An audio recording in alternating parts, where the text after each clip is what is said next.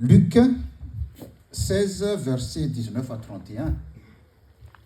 Notre évangile du jour. Notre évangile du jour fait suite à celui de dimanche dernier, celui de l'économe infidèle. Et aujourd'hui, nous sommes toujours dans ce 16e chapitre de l'évangile selon Luc. L'auditoire de Jésus n'a pas changé. C'est toujours le même groupe. Jésus s'adresse toujours au même groupe que notre péricope de la semaine dernière. Mais dans cette histoire, en fait, Jésus compare deux personnes aux extrémités opposées de l'échelle sociale. Un homme riche, anonyme, et un pauvre nommé Lazare. Il est important de noter que ce Lazare n'a aucun lien avec Lazare de Béthanie, le frère de Marthe et Marie, que Jésus a ressuscité. Ce n'est pas le même.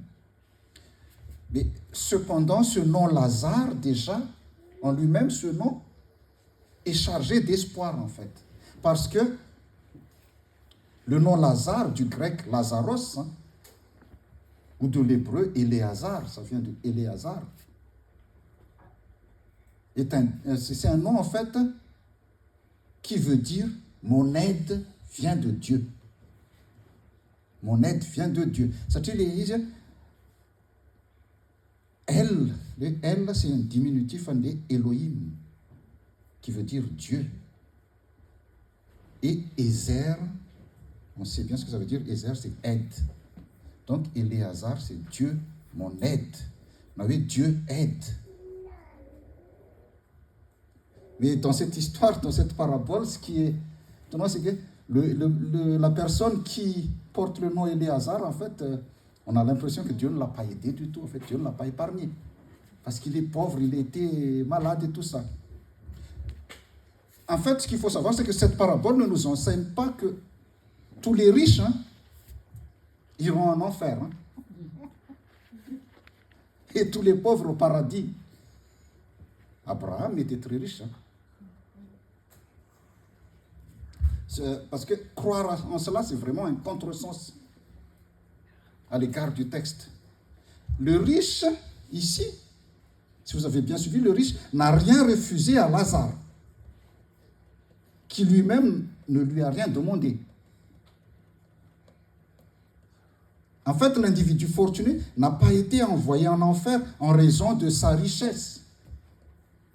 Le texte ne le présente pas comme un cupide personne, un vilain ou un personnage malveillant. Ce n'est pas ça. Mais plutôt quelqu'un qui s'est isolé dans son propre monde, en fait. Quelqu'un qui s'est isolé dans son propre monde, ignorant complètement le pauvre Lazare qui gisait à quelques pas de chez lui, quelques pas de sa porte. En fait, cette parabole ne décrit pas non plus un aperçu de l'au-delà pour dispenser une leçon sur le paradis et l'enfer. C'est pour ça qu'on dit une parabole. C'est un récit entièrement imaginé, en fait, si vous voulez.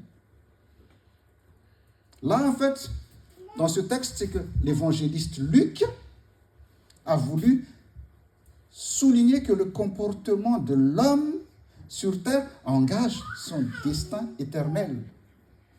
Selon le récit, un gouffre insurmontable sépare les deux mondes. Un gouffre même séparé les paradis et les enfers. Mais ce qu'il faut savoir, c'est quoi? Ce gouffre, en fait, qui sépare les deux mondes, ce fossé existe déjà sur terre. Il a été creusé par l'homme au cours de leur existence. Si je regarde juste Madagascar, il y a un fossé entre les très riches et les très pauvres. Et je m'arrête là parce que je ne veux pas faire de la politique. En fait, ici, le truc, c'est que le riche vivait dans un univers complètement hermétique à celui du pauvre, en fait. Et le personnage riche du récit oublie l'amour du prochain et le partage. Il a oublié cela. Et malheureusement, comme nous, les Malgaches disent Nen Tchawalu, Fawarin, je regrette, ils ne font plus fort aussi. Malheureusement, ce riche n'en prend conscience que lorsque leur destinée est inversée dans l'au-delà. En fait, il a commencé à voir Lazare seulement quand celui-ci était auprès d'Abraham, alors qu'il ne l'avait jamais vu auparavant lorsqu'il était étendu devant sa porte. Et là, il supplie la miséricorde d'Abraham, alors qu'il n'a jamais démontré de compassion pendant sa vie terrestre.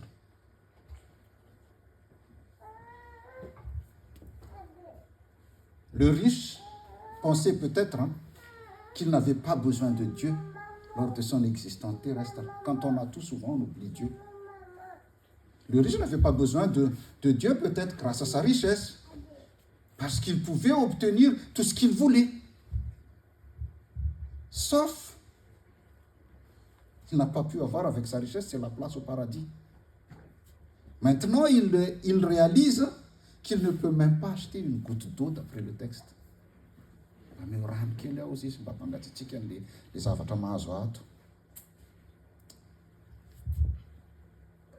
Là où nous devons avoir une petite réflexion, en fait, c'est qu'il est fréquent que nous soyons témoins d'images choquantes montrant la détresse et la pauvreté des habitants du tiers-monde, par exemple, qui vivent dans des conditions similaires à celles de Lazare, de ce texte.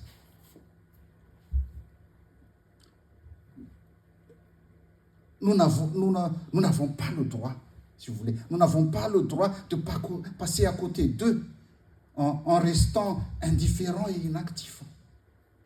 C'est là, en fait, c'est le plus important, c'est de se prendre conscience. On n'a pas le droit, nous n'avons pas le droit de passer à côté de ces situations-là en restant inactifs. Dans de nombreux cas, l'aide nécessaire à ces personnes-là ne coûte pas grand-chose. Mais ce qui est étonnant, c'est que des fois, on n'a pas cette générosité de le faire. Ce qui peut sembler insignifiant pour une personne aisée peut représenter une grande somme pour un pauvre. Ou, si je ne veux pas parler d'argent, un simple sourire, un instant de présence attentive, un mot de reconnaissance aussi, ou d'encouragement, ou encore un geste aussi minime soit-il, peuvent éliminer le quotidien d'un démuni. Encouragement qui est des femmes. Un sourire, ça suffit. Une relation, ça commence par un sourire. Les jeunes, quand ils se regardent,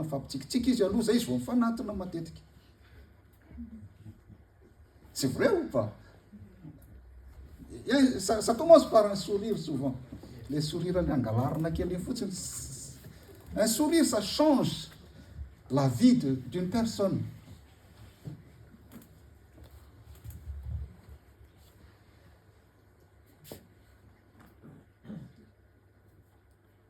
En fait, Lazare,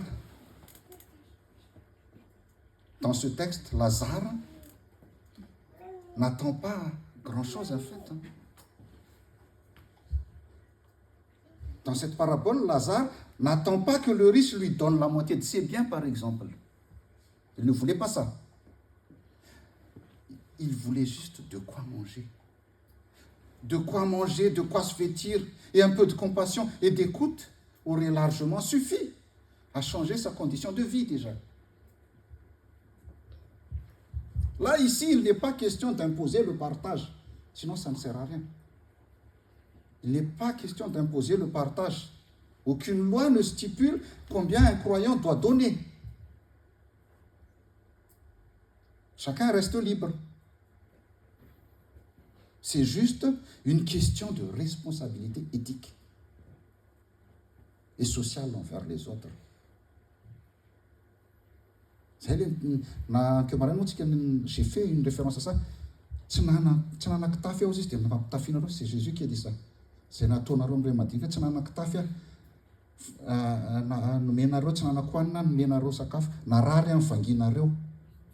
j'étais en prison, vous êtes venu me voir. C'est juste une petite attention, ça peut changer beaucoup de choses déjà.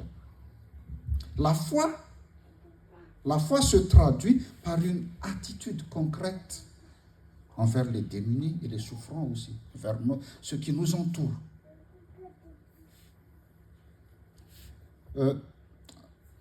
Dans notre deuxième lecture, dans la première lettre de Timothée à l'apôtre Paul met en garde, parce que Timothée c'est un jeune pasteur, c'est le fils spirituel de l'apôtre Paul. L'apôtre Paul met en garde ce jeune pasteur qui est Timothée contre l'amour de l'argent, qui est la source de nombreux maux, M-A-U-X. En fait, pourquoi il fait cela? Parce que la cupidité éloigne de la foi. La cupidité éloigne de la foi. Il encourage, ici Paul encourage Timothée à vivre activement selon l'évangile. Il y a un verset, je crois que c'est dans les Proverbes, j'aime beaucoup ce verset-là qui dit ne me donne pas trop, je n'ai pas le verset exact, parce que dans l'abondance, je risque de t'oublier. Et ne me fais pas vivre dans la pauvreté extrême aussi, parce que je risque de t'en vouloir. En gros, c'est ça ce qui veut dire, mais la phrase exacte, je ne l'ai pas, mais c'est à peu près ça.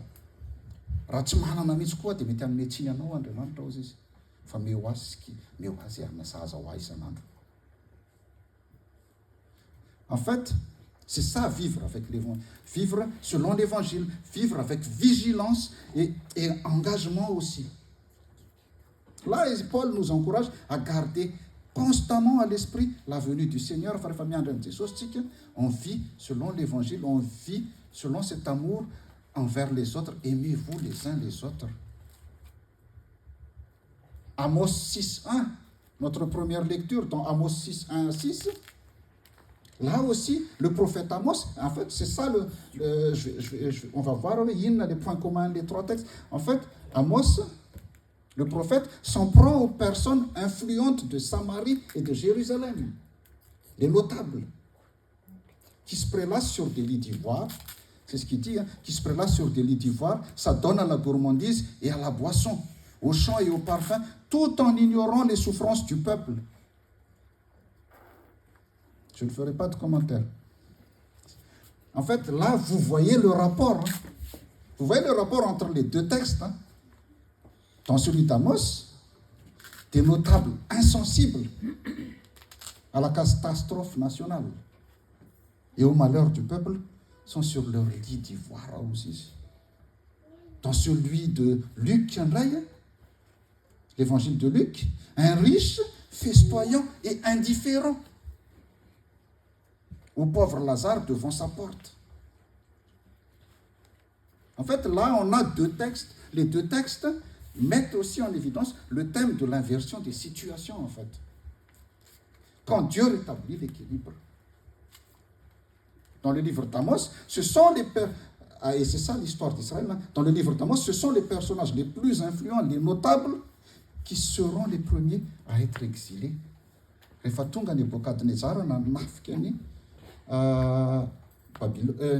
En Afrique, Jérusalem, c'était les notables qu'ils ont déportés en premier, les plus riches. Les plus influents qui seront les premiers à être exilés. Dans l'évangile selon Luc, l'homme riche et repu devient mendiant dans l'au-delà. En Katakara, Tandis que Lazare, lui, est comblé. Dieu, en fait, renverse les situations pour rétablir la justice. Les 3 textes que nous avons aujourd'hui, les 3 textes, ne visent pas à critiquer la richesse en elle-même,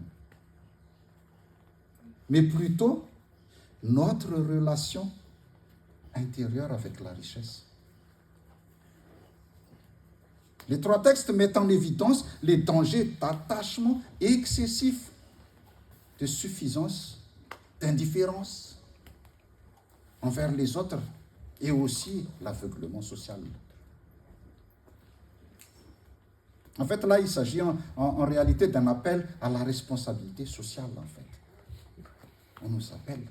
On appelle chacun de nous à la responsabilité sociale. Là, les textes dénoncent une attitude qui permet au confort matériel de faire écran à l'injustice ou à la rupture avec Dieu. Pauvre mais heureux.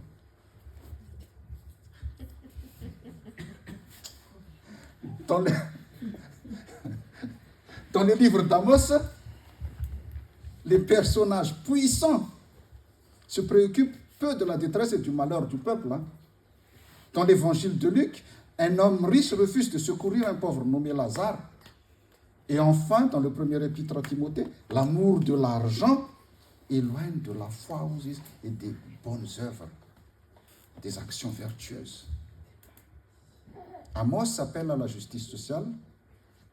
Il prophétise pour provoquer la repentance collective. En ce qui concerne Luc, il éclaire la responsabilité individuelle. Et quant à Paul, il encourage un comportement concret. Ça n'est rejet de la cupidité, quête de vertu. Là, nous avons là 3 voies, 3 époques, parce que les 3, c'est 3 époques différentes. Là, nous avons 3 voies, 3 époques, mais un même message. Frères et sœurs, nous sommes souvent tentés de nous enfermer dans notre petit confort, sans regarder ce qui se passe autour de nous. Mais la vie chrétienne, c'est quoi? La vie chrétienne ne consiste pas à être passif, mais à s'engager chaque jour, dans une lutte contre l'indifférence et l'égoïsme. Soyons attentifs aux injustices de notre époque. Prenons soin du Lazare à notre porte, en fait. Quelque part. Prenons soin du Lazare à notre porte avant qu'il ne soit trop tard. Et combattons le bon combat de la foi. Amos, et je vais m'arrêter là-dessus. Amos, Jésus, Paul nous enseignent tous une vérité fondamentale, l'obéissance de la parole divine, la parole de Dieu. Parce que les notables d'Israël, à l'époque d'Amos, avaient la loi ou la Torah. Le riche de la parabole de Luc avait Moïse et les prophètes. Les premiers chrétiens avaient Paul et les apôtres. Mais nous, actuellement, nous avons tout. Nous avons le tout dans la Bible. Il faut qu'on revienne à la source, à la parole de Dieu. Que la grâce de notre Seigneur Jésus-Christ, l'amour de Dieu le Père et la communion du Saint-Esprit soient avec vous tous. Amen.